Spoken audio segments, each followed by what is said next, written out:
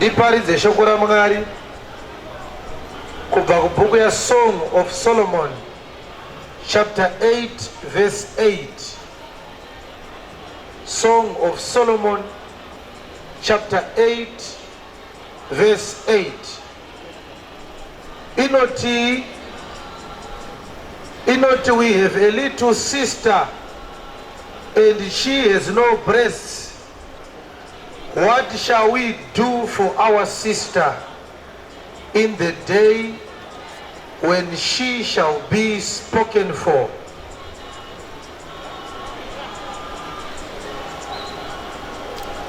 If she be a wall, verse number 9, we will build upon her a palace of silver. And if she be a door, we will enclose her with boards of cedar. I am a wall, and my breasts like towers. Then was I in his eyes as one that found favor. Sagareshona rinoti tine chinin'ina chedu asi hachina mazamu. Tichadini nacho nezuva rachichakumbirwa? Tine munin'ina wedu haana mazamu. Tichaita sei chikomba pachichashedzera chakuuya kuzorora? Kwaive kunyora kwemuparidzi Solomon, wakanga ari mwana waDhavhidhi, waakanga aberekerwa naBhatishebha, wakambenga ari mukadzi waUria muHiti. Manyorerwa akaitwa gwaro iri haana kutaura kuti ko iye ari kudeedzera achida kuroora musikana asina mazamu, adi kumirira mazamu acho ambomera. Iye ane chinin'ina ichi chisina mazamu adi kuroorwa, iye anawo chinin'ina chisina chombomirirwa chimbokura. Ko iye anoda kuroora kana akawana chisikana ichi chisina mazamu adi kutsvaga vamwe vanawo. Ko pikerere nemwana asina mazamu ndeyei?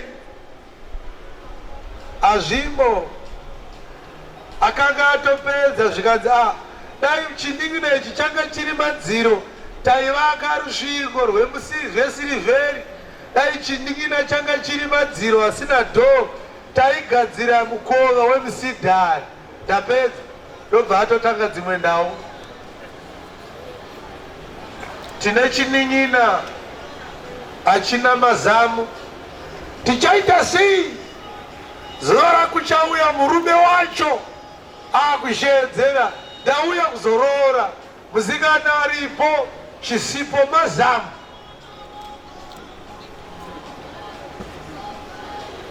Ko kana chisikana chiripo mazamu asipo, chingatadziswa here namazamu kuroorwa?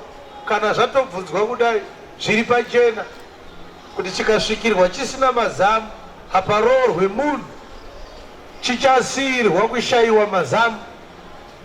Saka izvezvi Mwari kutonyara kuva akutaura nhau dzemazamu vashaya zvekuparidza here? Ungati kusaziva? Kana usiri pano unoswera ikoko uda kunyepedzera kunyara kana wauya panapa kuda kuita kunge munhu kwaye ndokwayaperera mari yako kumazamu ikwaya. Asi kana taakuda kuparidza nawo uda kuita seunonzwisisa kwazvo. Nhau iyi iri muBhaibheri, ndokusaka tichiiparidza. Dai yakanga isina kuiswa muBhaibheri taiisiya, hainyadzise nekuti Mwari uda kuparidza nayo. Amen. Haleluya. Muverengi wangu wemagwaro handisi kumuona asachasvika zvake. Ndiri kuda kuti ndiverenge vhesi imwe chete inoita kuti tigoziva kuti inhau dzei dzatingafaniri kugoverana pano pamusoro pechisikana chisina mazamu. Tine chinin'ina achina mazamu. Saka pane nhau inonetsa amene waiona here kuti tinoziva sei kuti pari kunzi we have our little sister. How do we know kuti aitaura akanga ari murume kana kuti mukadzi? Nekuti inini kana ndikati ndine little sister ndiri murume kudai ndinogona kunge ndine a little sister. Munhukadzi anogona futi kunge aine a little sister. Saka ari kutaura kuti we have a little sister muchirungu amene vakazongoisa muzhona. Saka mabhaibheri anonetsana. Mamwe maversions ereshoni anoti tine kahanzvadzi kedu, mamwe anoti tine chinin'ina chedu. Nekuti kana munhu ari musikana kana aine hanzvadzi komana inomuti little sister, kana aine musisi kadzi anoti futi chi little sister. Saka nhau haisi yekuti aitaura anga ari murume here kana mukadzi. Now ndegender yeari kutaurwa wacho. Uyu ndo watonyatsonziva zvisina doubt. Uyu musikana anonzi sister ndiye ari kunzi akanga asina mazamu. Zvikanzi zvino tichadini zuva rachakumbirwa. Haleluya.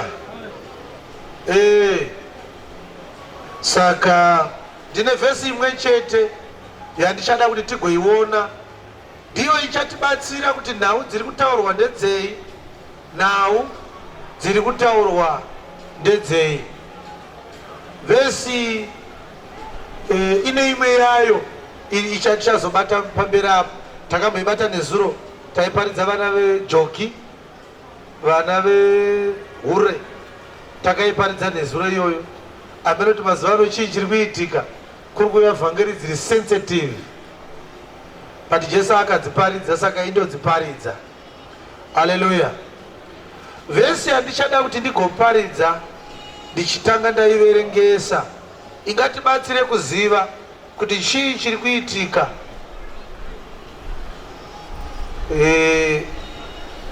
Pastor Baleu yaimbobata bhaibheri shona. Pastor Marange vanosvika manje manje. Saka pandaimboverenga bhuku yavaroma kare ndaidheerera, but Ishe paakazondipa basa iri ndakazoona kuti hazviite kana paine runda rwebhuku iRomans. Marunda ega ega namabhonzo zvekuti ukasabatsirwa naMwari unotozvinyepera kuti unoiziva. Bhuku yavaroma ine mabhaudhi anonetsa kuasunungura. But Romans chapter 1 ndoida yakarongedzwa nhau dzinotyisa zvekuti kana uchida kunakirwa nevhangeri enda unospenda more time uchishanda neRomans chapter 1 chete, usabenda kuchapter 2. Now Romans chapter 1 verse 1 to 4 ichatibatsira kuti tizive kuti tinoparidzei nebhaibheri. Anoti Paul, a servant of Jesus Christ, called to be an apostle, separated unto the gospel of God.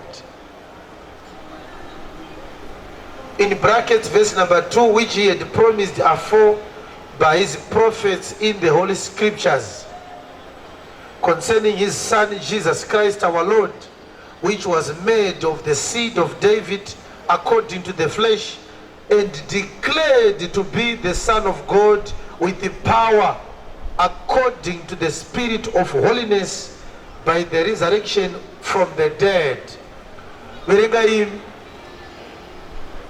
Romans chapter 1 verse 1 to 4. Paulo muranda wa Kristu Jesu. Paulo muranda wa Kristu Jesu wakadanwa kuti ave muapostora. Akadanwa Paulo kuti ave muapostora. Wakatsaurirwa ivhangeri yaMwari. Paulo wakatsaurirwa ivhangeri yaMwari, kureva kuti Paulo akatodanwa atsaurwa ndokubva atumwa kuti aparidze ivhangeri yaMwari, kureva kuti vhangeri ndeyaMwari, kureva kuti haina munhu anobvumidzwa kuivheta, inenge iri yaMwari. Haina munhu anobvumidzwa kuichallenja, haina munhu zvakare anobvumidzwa kuiapprova kuti mukaparidza muchiti munenge mandigonera, takugonera uri sani. Une zera naro vhangeri 8:8 dzaSong of Solomon, musvike pa10. Song of Solomon chapter 8 verse 8 to 10. Tine chinun'una, Tine chinin'ina chigerekwa namazamu, hachina mazamu, tichadiniko nechinun'una chedu, tichaita sei nechisikana ichi nezuva raachakumbirwa? musi waachakumbirwa? Kana ari rusvingo, dai anga ari rusvingo musikanawo, tichavaka pamusoro pake kashongwe kesirivheri. taivaka shongwe yesirivha kukavha kunyadzisa kwake. Kana ari mukova, dai anga ari dhoo, tichamukomberedza namapuranga emusidhari. taitsvaga mapuranga emusidhari tovhara dhoo rakashama.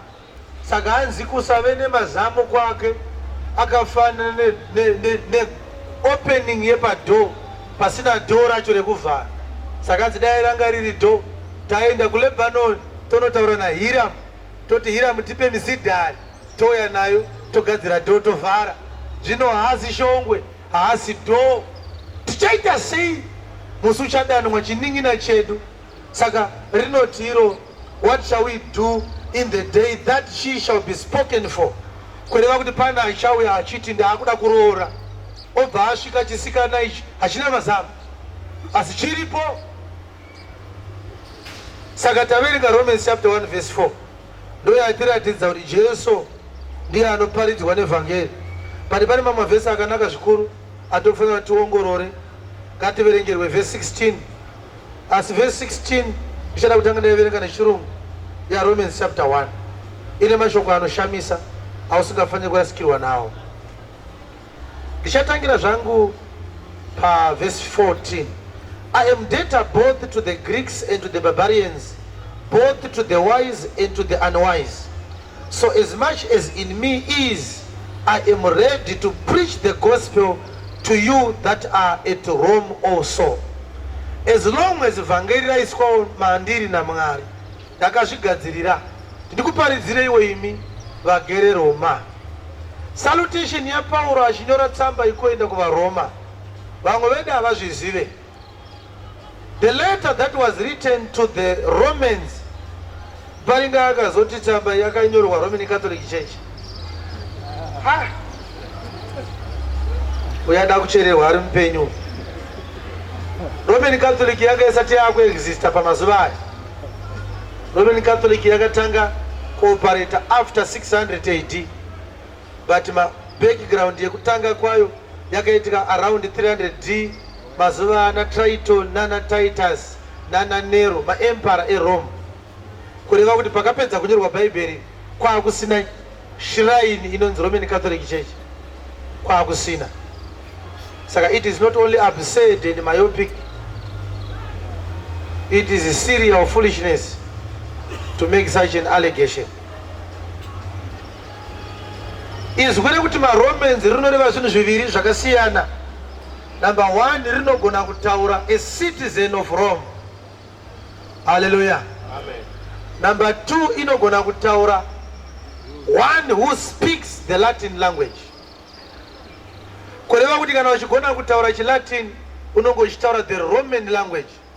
So vanhu vakakunzwa uchitaura chiLatin, they may make an assumption that you are a Roman.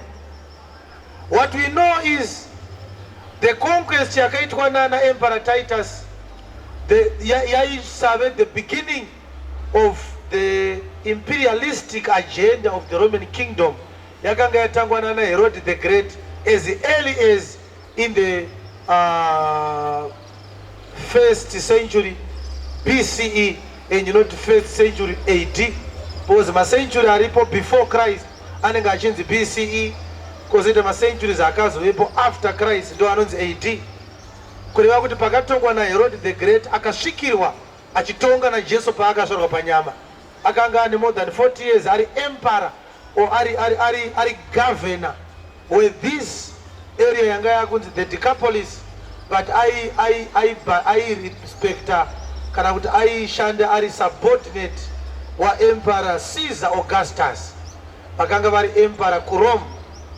Sezvanga taita kunoku taitongwa naMargaret Thatcher, taitongwa na Queen of England, but kuno kwaive na Harold Wilson ndovaitonga kuno. Hallelujah. Amen. Zviri kunzwa zvandaura. Saka anenge ari muno sezvazvakaita Ian Douglas Smith asati adeclare UDI muna 1965 airipota kuEngland kureva kuti taishandisa mashillings muno iri mari yechi yacolonizer wedu. Ndo zvanga zvakaita Israel yanga iri a Roman colony until manje kuna 1948 payakatanga kuwana sovereignty yayo up to 1975. So what I'm saying is maroma anogara kuRome yava kunzi Italy izvezvi vabuda muRome vapamba imwe nyika vaestablisha government munyika yavaridzi. Saka maibhadharwa tax muIsrael ichitorwa ichienda kuna Kesari kusvikira zuva riya ravakabvunza Jesu kuti tingabhadhare mutero here. Saka waizoti kana usisade kubhadhara mutero waiita citizenship yekutenga, waenda kuRome wonobhadhara mari yakawanda wobva wanzi wava a Roman citizen. Yes. Kana usiri a Roman citizen waionekwa nekuti vakatengeserwa Roman citizenship lave nebracelet ravaipiwa raitaura kuti uyu muRoma. Kana kuti baba vako vakaenda kuRome vakanotenga citizenship vasati varoora, ndobva varoora iwe ubva wazvarirwa kuRome, iwe hauna kutengeserwa citizenship, wazvarirwamo. Saka you are a natural citizen, but baba vako vakaita zvokutenga. Ndo zvanga zvakaita Pauro, anga akazvarwa nababa vanga vatengeserwa citizenship. Saka iye akazvarwa ari a natural citizen of Rome. Amen. But ari a citizen of Rome kudaro rudzi rwake anga ari muIsraeri werudzi rwaBenjamin. Zviri kunzwika? Amen. Saka tsamba iri kunyorwa ichinzi kuvaRoma haina kunyorerwa the Romans is in vaHedheni vagere Italy, yakanyorerwa vaJudha vakanga vatengeserwa citizenship yechiRoma. Zvandiri kutaura izvi ndezvechokwadi here, zvinoprovwa sei? Romans chapter 7 verse 1. Teerera unzwe, ndiyo proof yekuti tsamba yakanyorwa naPauro kuvaRoma vanga vari vaJudha vanga vatengeserwa Roman citizenship. Yes. Hamuzivi here hama dzangu? Yes. Nokuti ndinotaura navanhu vanoziva murayiro. Ndinotaura navanhu vanoziva chii? Kureva kuti vakanga vari vaJudha vaitoziva the precepts of the law of Moses. Apart from vaJudha vanga vatengeserwa chiRoma, panga paine zvakare vaHedheni vakanga vatengeserwa chiJudha changa chaakutengeswa. Tozviziva sei 6:5 dzamabasa? Pane umbo hwokuti munhu aigona kutengeserwa chiJudha akatotanga kunzi muJudha, but system iyoyo yanga iri corruption yanga yatangawo in the corridors of the Jewish religious system. Mwari achitanga system yemurayiro haana kuzvitendera kuti chitendero chechiJudha kana kuti murayiro waMozisi ungagone kutengeswa. Haana kuzvitendera Mwari izvozvo. Zvakaitwa nemisikanzwa yavanhu vanga vachida mari. ChiJudha changa chaakushamisira, saka vaFarisi vakatanga kuona zvenyu maJudha tobva vatonoti panogona kuitwa business. Zvikanzi kana ukauya tikakucheka chikanda chenyama yepamberi woti advance 1,000 totokudeclare muJudha. Wakambona unotengeserwa dzinza? Kana ukada kuita kwachiyangwa ungatengeserwe uchiyangwa iwe. Zvinoita handiti chiJudha idzinza revana vaJakobo. VaFarisi vakanga vaakuzviita because vanga vari corrupt, vaiita mari nechitendero. Saka kunoti zvekuita mari nechechi hazvina kutanga nazvo. Ichokwadi here kuti chiJudha chaitengeswa? Yes. shoko iri rikafadza vazhinji vose. Vazhinji vakanzwa shoko raPita vakafara. Vakasanangura Stephen. Vakasarudza Stephen kuti ave mudhikoni. Murume wakanga azere nokutenda nomweya mutsvene. Yes. naFilipi vakatorawo Philip, naProkori vakatora Prochorus, naNikanori vakatora Nikano, naTimoni vakatora Timoni. Vazhinji venyu ndozvamunoita nanhasi. Ukasvika munyika ine rima, rima rine malevels. Kune mwanenge ine rima rakati bi, kwete mwane rima rakangodaro, kwete mwanenge ane rima riri pakadhuze nechiedza. Saka uyo ane rima riri padhuze nechiedza akasangana ane rima rakati bi, anenge achinzi mudhara mudhara. Izvo irima rese kungotirasiyana intensity chete. Saka unokuine rima uchitodzinga mamwe madhimoni akanyanyawo iwe uinawo. Ya madhimoni akafana mapurisana. Constable akaona sergeant ana salute. Sergeant akaona assistant inspector ana salute. Assistant inspector akaona inspector ana salute. Inspector akaona chief inspector ana salute. Chief inspector akaona superintendent ana salute. Saka ma levels emadhimoni. Akona kugona uchidzinga madhimoni nemweya mutsvene. Unogona kunge uina inspector uchidzinga masajeni. Gobera Jesu maoko.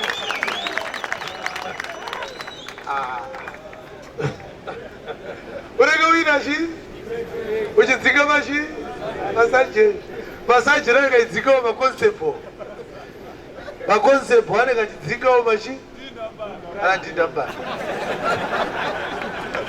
Saka unotofunga kuti wakora. Madhimoni anototaurira nawo. Shefu vauya hadei. Unoti out vapfana vese voenda. Vanhu voti ane mweya mutsvene. Izvo ndi superintendent wouya naye. Saka deception yamadhimoni inokura depending nelevel yedhimoni racho. The bigger the demons are, the greater the deception. Hallelujah. Amen. Chiri kunzwika zvamutaura? Yes. Yes. Kune dhimoni rinogona kuprofita nhema. Patugotenda kuti nhema idzi ndezvechokwadi. Kokwezita dhimoni rinokuprofita zvechokwadi. Riri dhimoni. Yes. Namba dzako dzinoti 63-45. Oti tamani. Odipa wakutofugama. Icho ichitozeka kuti chifana ichi. Atofunga kuti ndiri Mwari. Izvo idhimoni. Kozoita rimwe rekuti rinopfuura level yekuprofita.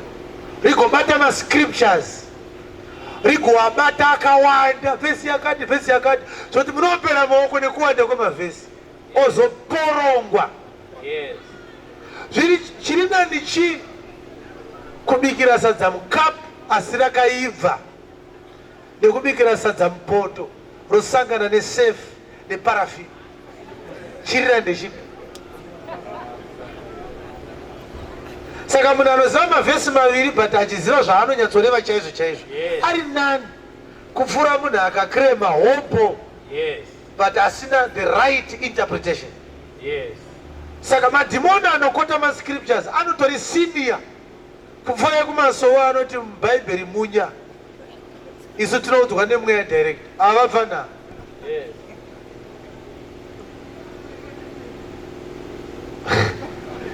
Ndofunga wanyatsoona wega kuti saka tiri kuvhiringwa nemadhimoni.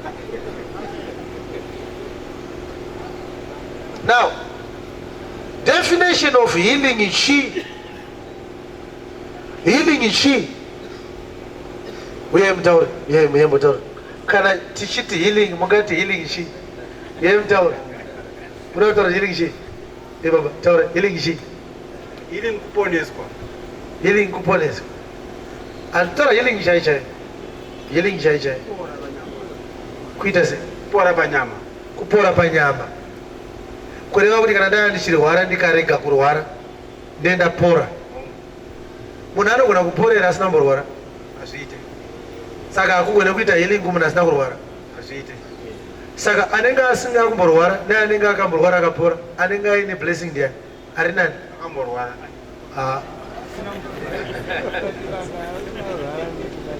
Munhu asina kumborwara gore rese neakarwara akazonamatirwa akapora ane better testimony ndeupi? Asina healing. Handiti mati healing kuti wamborwara uzopora. Saka asina kumborwara anogona kuona healing here asina kumborwara. Akamborwara ndiye anoona healing anditi. Saka muri kureva kuti ane better testimony munhu asina healing.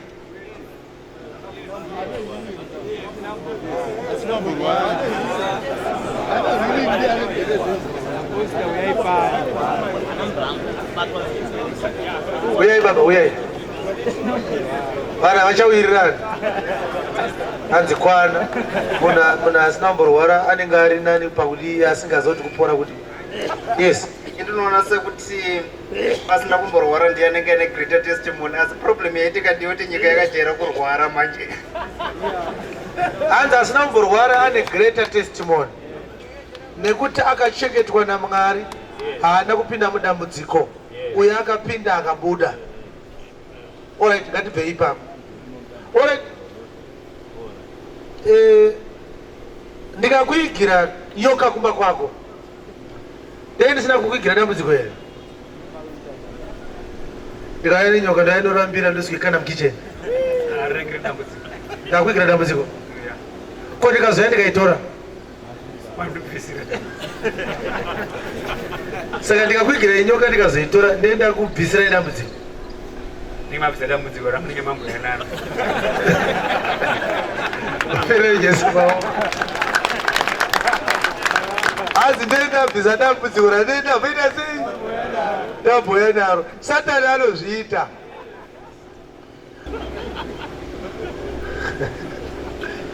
Tine kaningina kedu hakana mazamu. Tichadini nako zuva rakachadanidzirwa kureva kuti makore awapinda chechi awanda, but nanhasi mazamu hauna. You have not matured in the gospel. Nauya mazamu inotaura maturity in the word. Nekuti pari kudzoka Jesu ari kudzoka kuzoroora kereke yake. Verenga Revelation chapter 19 verse 6. Ngatisimukei vakagara. Jesu ari kudzoka kumutambo wekuwana wegwayana. Saka haachate nekasikana kasina mazamu. Child abuse anobatwa nestatutory rape chapter 3a. Dai iri constitution yenyika yeZimbabwe, Criminal Law Codification and Reform Act.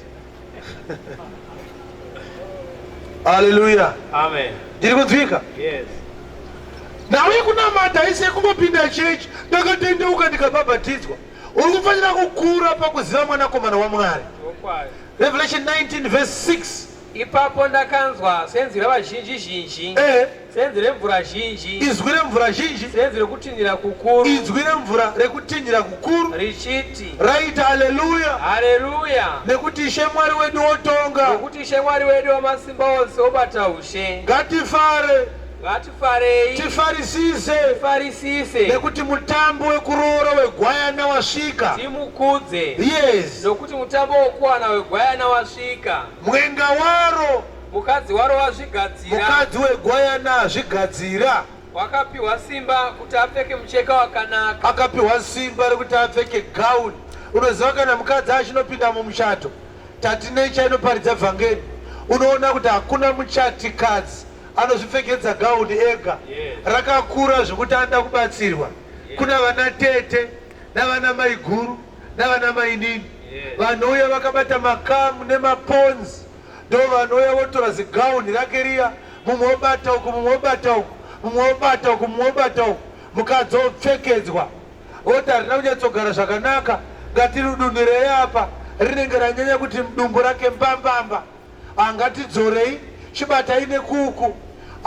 Iri jira repahuro iri rapinda mukati vachimuongorora, iye akamira haagoni kuti achipfeka otarisa bvudzi zvakabuda here.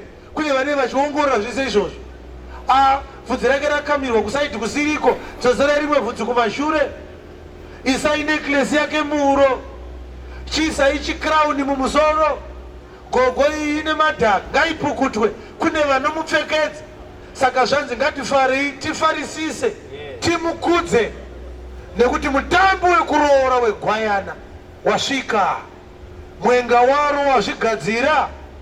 Wakapiwa simba kuti apfeke mucheka wakanaka. Mukadzi wegwayana akapiwa simba kuti apfeke mucheka wakanaka, unopenya, mucheka unopenya, usina tsvina. nokuti mucheka wakanaka. Chii chinonzi mucheka wakanaka? Igemenzere kwamarangeri rewaiti. Ndizvo zvakarurama zvavatsvene. Ivhangeri inotendwa navatsvene ndiwo mucheka wakaita sei? Wakanaka. Amen.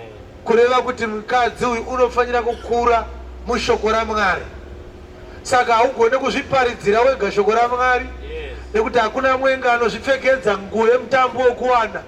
Kunotori navana tete vanenge vakakura kumudarika nevanomuudza kuti pfeka izvi, unopfeka so. Saka unoparidzirwa shoko nevashumiri. Saka shoko richiti vangatenda sei kana vasina kunzwa, vanonzwa sei kana kusina vaparidzi, vachaparidza sei kana vasina kutumwa. Kunotodiwa ini naamaranga kuti iwe upfeke nguo yemutambo wokuwana ugwayana. Kunotodiwa ini nevamwe vakadanwa naJesu kuti ugoonekwa uine mazamu, wakura pakutenda shoko raMwari.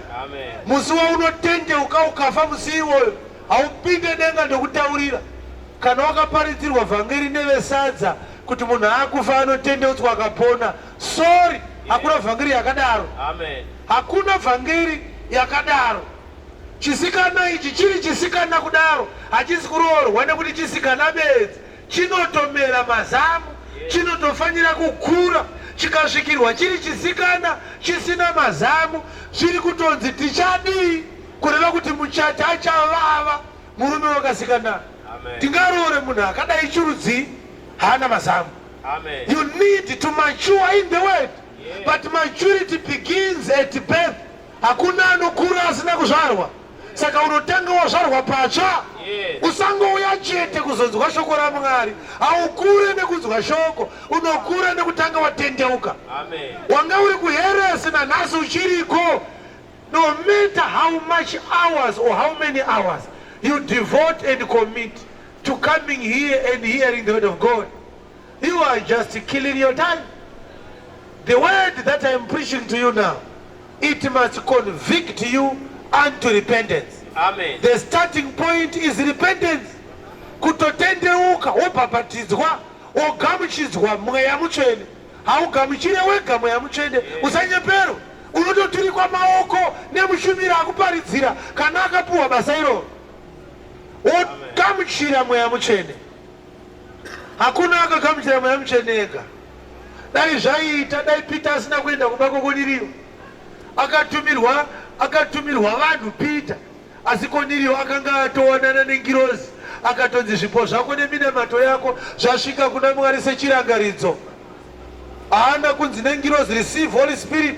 Zvakaitika achiparidzirwa naPeter, kureva kuti zvaitoda Peter kuti Koniriyo agamuchire mweya mutsvene. Agona kunyengetera nekuparega yekugamuchira yena Peter kuti auye, kuti agobhabhatidzwa. Mama vaEfeso chapter 4 verse 11. Hamuna mazamuka tsana? Muchapinda here pamutambo wokuwanei? Pane mutambo wokuwana kauripo.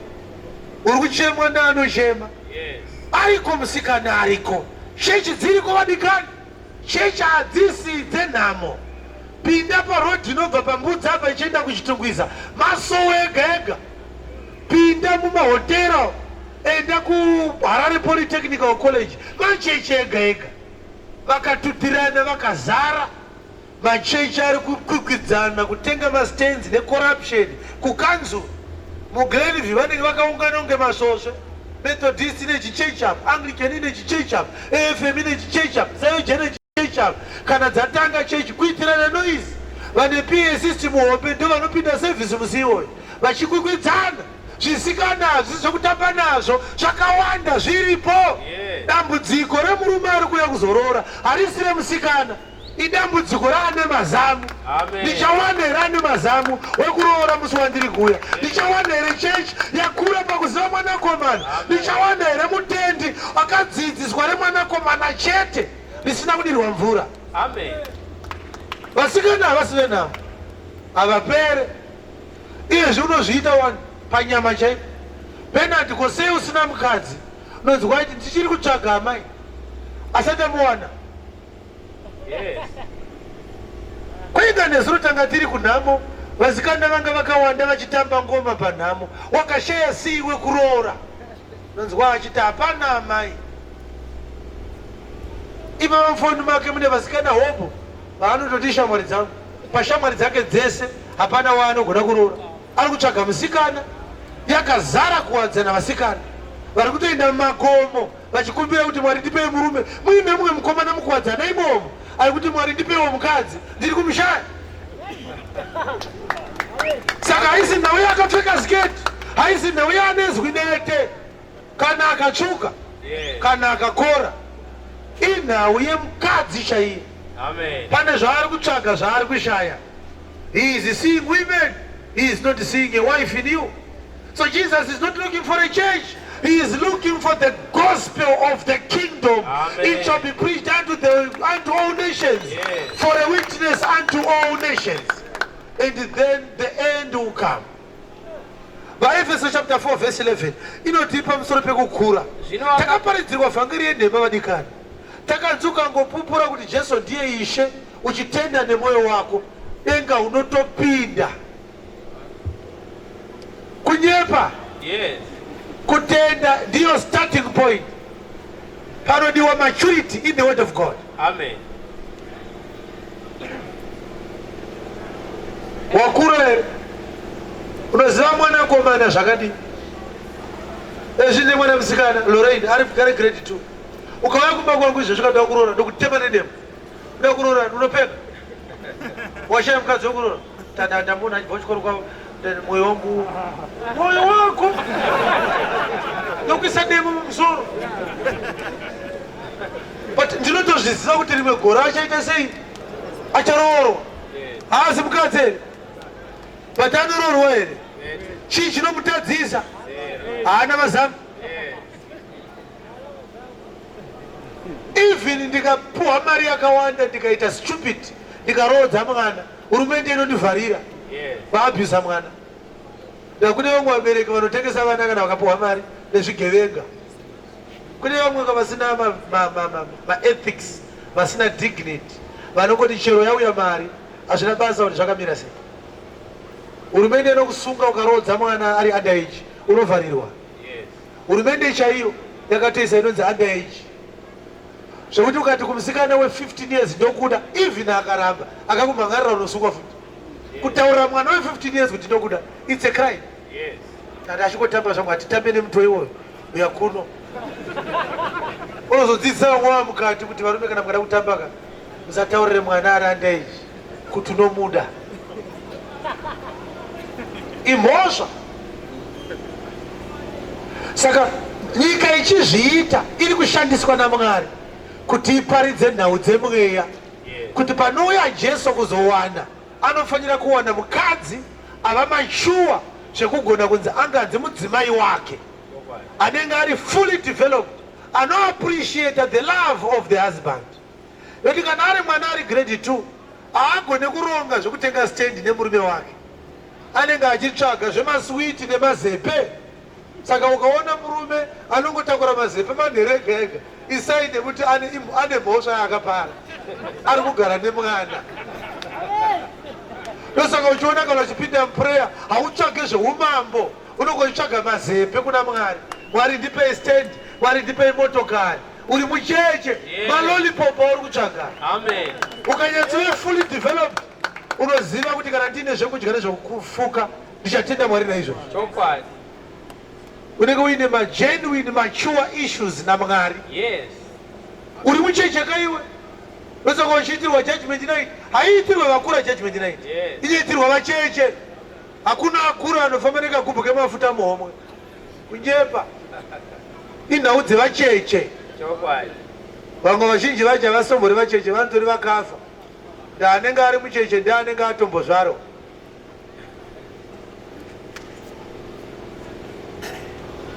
Verse 11 Ephesians 4. Zvino wakapa vamwe kuti vave vaapostora, vamwe vaprofita, vamwe vaivhangeri, vamwe vafudzi navadzidzisi, kuti vatsvene vakwanisirwe basa ravo rokushumira. Kuti zvidi vatsvene vakwanisirwe basa ravo rekushumira norokuwaka muviri wa Kristu kuti muviri wa Kristu uvakwe kudzimana isu tose tisvike paumwe hwokutenda until we all come to the unity of the faith nokuziva mwanakomana waMwari unto the knowledge of the Son of God napamunhu wakura unto a mature believer napachiyero choukuru hwokuzara kwaKristu kusvikira wasvika pachiyero cheukuru hwekuzara kwa Kristu kuti tirege kuramba tichingova vacheche. apo ombera Jesu maoko. Haleluya, haleluya. Tiri kunzwika here? Tirege kuramba tiri chii? Tiri vacheche tiite sei?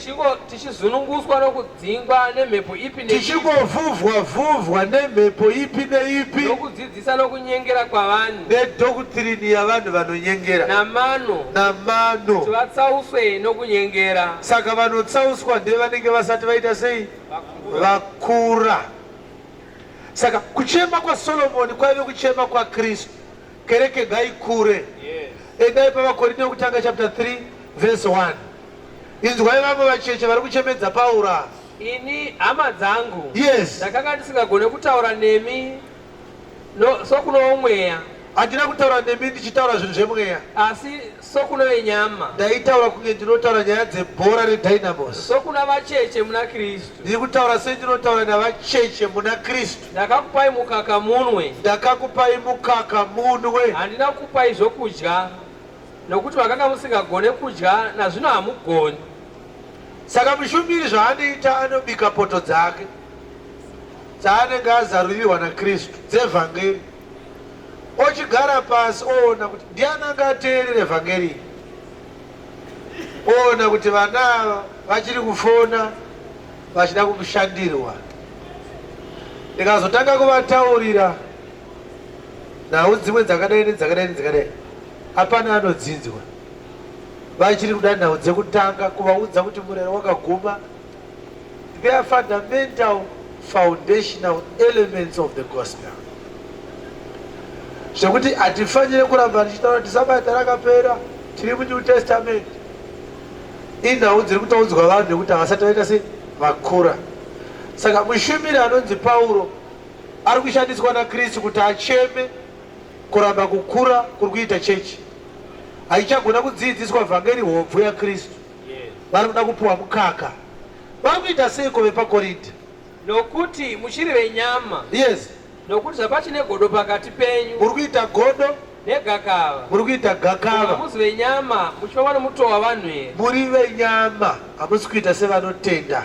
Nokuti kana mumwe achiti pane pakati penyu wandiri kunzwa achiti ini ndiri waPauro, ini ndiri waMagaya, mumwe ini ndiri waApolo, mumwe anoti ndiri waMwazha. Ko hamuzi vanhu here? Mukaona madaro muchiri vanhu venyama chaivo. Zvino Apolo chinyi? Mwazha chii? Pauro chinyi? Makandiwa chii? Vashumira makatenda navo. Vanofanira kunge vari vashumiri bedzi vakakuparidzirai. Mumwe nomwe sezvaakapiwa naShe. Kana ndokunge vapiwa vamwe vakangowaya vakanotora vega mugana. Ini ndakasiva. Ini ndakadyara vhangeri. Apolo wakadiri. Apolo ndokuuya ndokubva adiridzira. Asi Mwari wakameresa. Mwari ndokubva ameresa kutenda ndobva maponeswa. Naizvozvo unosima hasi chini. Mwaza hasi chini. Kana unodiridza. Ichi chinonzi Kristu ichi hachisi chinhu futi ichona. Asi Mwari unomeresa. Mwari ndiye anokudzwa, ndiye anomeresa. Saka uri kuona here kuti kungoti bedzi ndiri wanhingi isaini kuti uchiri muchechi. Yes. Ukabvunzwa kunzi uri wani unoti ndiri waKristu. Kana wamunhu mupenyu. Amen. Haugoni kuita wachiwenga noti chiwenga ndi waKristu futi. Yes. Chiwenga anoita vanhu akavaona. Unoziva prize inotengwa munhu nayo iwe. Ndikazi ndiburitse prize yekutenga munhu ndinoiwana, ndinoikwanisa. Ini ndinoona ndoburitsa prize, ini ndine muridzi. Hebrews chapter 5 verse 9. Akati mune mazame here maini kana kuti hamuna. Saka rimwe rakazondibvunza ndiri mukombe zvikanzi ndakona unobharidza nemubvunzo wangu rarakadhakwa. Ndikati bvunza zvikanzi doro rakaipa chii, rakashatirei doro munorivengerei. Ngatisei wabvunza doro wadi kubvunza tii kana maheu. Maheu akanakirei kana akashatirei? Pazvinhu zvese zvinonwiwa wabvunza doro unetori nekaidhiya kuti doro ndimabara kudhara kubva chaseka.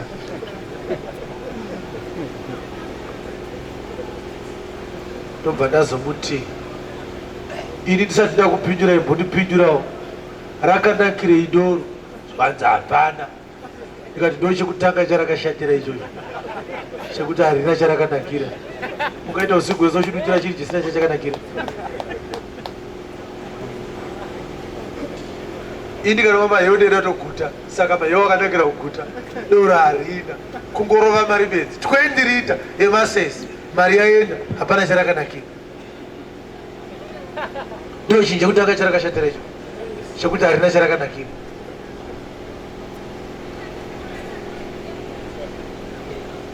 Muchiri vacheche. Saka ndapedza kumupinjira kudaro akati nemwe mubvunzo futi. Katibvunza zvikanzi Jesu anouya rini? Ndeti rekuuya kwaJesu handina, asi pane rimwe randinaro. Nderei? Ndiri kufa kwako iwewe. Uri kufa manje manje. Dai uchiponeswa, poneswa uchitya dheti rekufa kwako. Kwete uchitya rekuuya kwake. Achauya wafa. Hapana mukana wekuzomuka wozoti ndaure utendeuko pachaseka. Saka patiri kuti kuraka otanga kufunga kuti ndiri kunzi ndikure kuitira kuuya kwaye. Saka unofunga kuti hati kuti anoera handisi yawe kune maelections. Unofunga kuti anoakaunta. Anogona kuuya mumwe achangohwina asati aitwa inauguration. Rego wanyumura maelections campaigns ese aendera mahara. Zvekuti kana tiri kuti wana mazamu kura pakuziva Mwari, hatisi kutaura kuti uite izvozvo wakatarisa dhei rekuuya kwake. Riri kure, pane rimwe riri padhuze rekuenda kwako iwewe. But wakazviona here kuti kana tikataura nhau yekufa, nyama yako ine muhundurane wainoita inokupfuurira kuti ungofunga kuti kana kuchivhiwa pane mumwe asiri ina anoreva. Indofanira tadzei. Vese vari kufa ava iwe uchisara unofunga kuti vane zvavari kuita zvakaipa kuna Mwari. Unofunga kuti Mwari akagumbuka. Saka akatora chibadura nadembo. One day uchasvika paichakutaurira. I remember vamwe sekuru vangu vakafa, ndakaiti kuonyesha naMwari, ndikaona vanhu vakawanda vachifa, hama dzangu ndichiri mudiki. Ndakatarisa. Sekuru vangu vava vasinganzwe. Aive munhu aitenda kuti hakuna Mwari, zvisiri zvekutamba nazvo. Ndakaona musi wavakafa vanga vakanditarisa so, vanga vari hanzvadzi yambi wavo. Vakatanga kubudisa musodzi. Saka vakabva kwaya chimwe chigevenga chachiri chekusalvation army kuzovaona. Manje muri sei? Ndiri nani? Ndinamatirei? Zvikanzoreti ndichakunamatirai. Apa iwe chigevenga chida kunamatira chimwe chigevenga. Right. Nyaya dzekunamatira idzi kunamatirana kwakashata. Kwakashata zvekuti ukanyatsodzikisa vhakerika haukurumidze kuti tibate musoro, unoita uchinonokera. Zvakafanana nevanhu vari mujeri kuona mwe musungwa anoti ati ndinokuvhurira otosvika pachigedhi chesimbi chesha otoburitsa kii. Kana wakachenjera ifenzi rikavhurika dzokera mukati.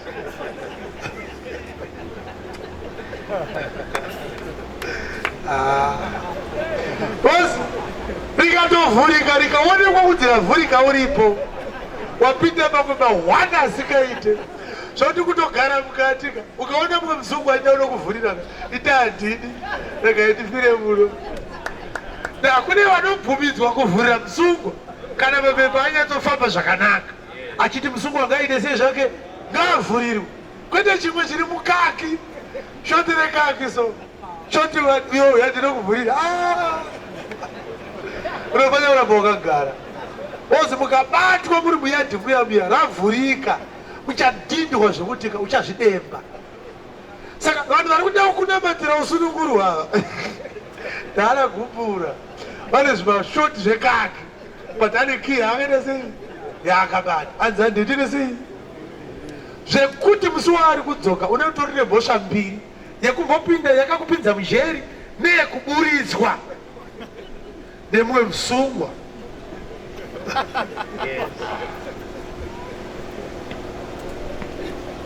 Chinosaka ude kubatwa musoro stereki uchigere kukura but zvanzi kuti tisvike pahumo hwekutenda pachiyero chemunhu akura pakuziva mwanakomana waMwari kusvika pachiyero chekuzara kwaKristu kureva kuti tinofanira kuzara naKristu kumweya yedu.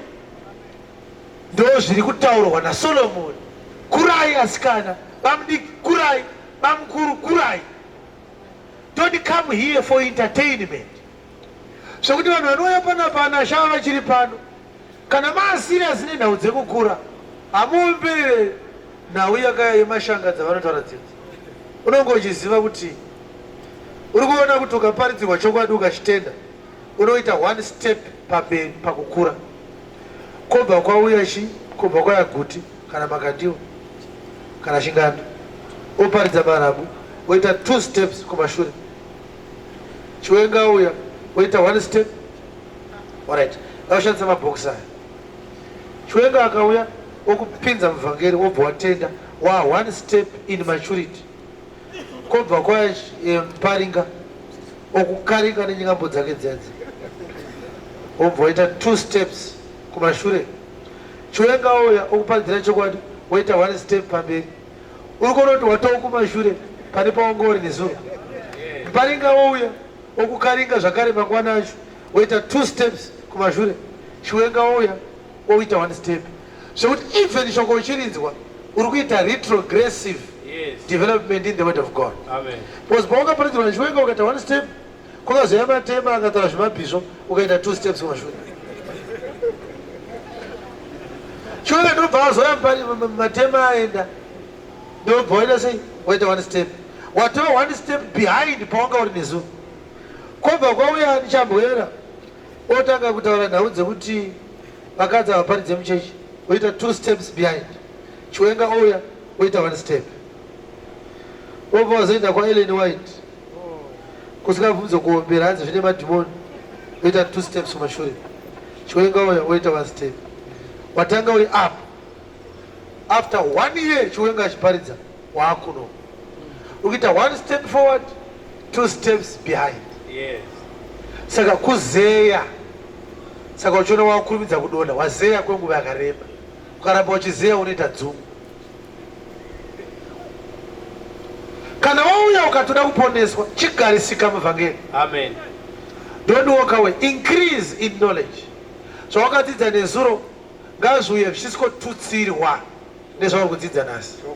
Every sermon is a brick that is coming to add on to the construction of the whole building. Kuumbwa kwaKristu mukati mako. Saka kana zvidhina zvaiswa pamudhuri rega kutendera mumwe kuya kuzogombora chimwe chidhina. Chengetedza mudhuri zvimwe zvidhina zvichiuya zvichiskotutsira mudhuri uchiita sei uchikura. In preparation not for the coming of Christ, for your death. Yes. Saka uri kuona kuti pawakavhura polisi nanhasi uri kubhadhara uri kuprepare for your death. Saka zvokuti you are being faithful kunyaradza kushoko ndokwauri kubhanga-bhanga. Izvo nyaradzo haina chaichakuwedzera musi waunofa iri kungoya necovid. Covid harishande kumberi kunenge kwaendwa nemweya. Mweya haupinde mucovid, nyama ndiyo inopinda mucovid. Zvokuti kwaungada uri kusubscribe zvakanyanya zviri faithful kushoko raMwari uchiramba uchiuya uchikura pakutenda mushoko raMwari. Zvekuti ane polisi mushoko raMwari is better than ane polisi kunyaradza. Bhodhi yako ichangopinda mucovid ichingoora zvakaita dzimwe hapana chinoshamisa. Simudza roko rako ndinamati. Kura mudikani ureke kuramba uri muchechi. Bera mazamu. Kura pakutenda. Ukatarisa mudzimai ane mazamu maviri asi anoona kuti kenza akachekwa rimwe. Zvoti panoita mudzimai kenza achichekwa rimwe, kupurizevha rimwe rirege kuorawo. Ndo zvakaita munhu anenge achidzidziswa vhangeri rekutenda nerenyasha, ndo zvinoreva mazama ari maviri. Asi unogona kukoraptwa neheresi kusvikira radimburwa rimwe. Zvino ukasvikirwa uine 1 rimwe richinzi rakadimburwa, hauzi kuroorwa. Hakuna munhu anoroora mukadzi ane zamo 1. Anoti vanongo vanofanira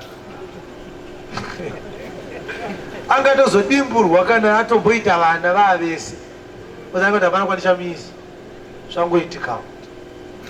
Saka nature chaiyo inoparidza.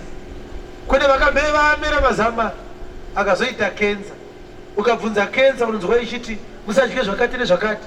Kune kuti pane mamwe mafudzi anokonzeresa breast cancer, kune vhangeri inokonzeresa kenza yekutenda kwako. Usatsauswe pakutenda. Babanyira kutendani pazvitamanyiro ano. Ndimi Jesu mupenyu mumwe chete uri pakati pedu, akaparidzwa naPauro naPita navamwe vakatitangira. Vakataura nawe kuti chechi ikure pakutenda, iregere kuramba ichivhevhetedzwa nemhepo yedzidziso dzevanonyengera. Tirege kutadza kuwanikwa takura pakuuya kwenyu. Tinokutendai Jesu nokuti takunzwa kuchema kwenyu nasi. Mune chechi isina mazamo, mune chechi isina kuziva kwakakwana pamusoro pevhangeri. Tinokutendai nekuti muri kutidzidzisa vhangeri yatinoponeswa nayo. Kudzwai nekusingaperi. Amen.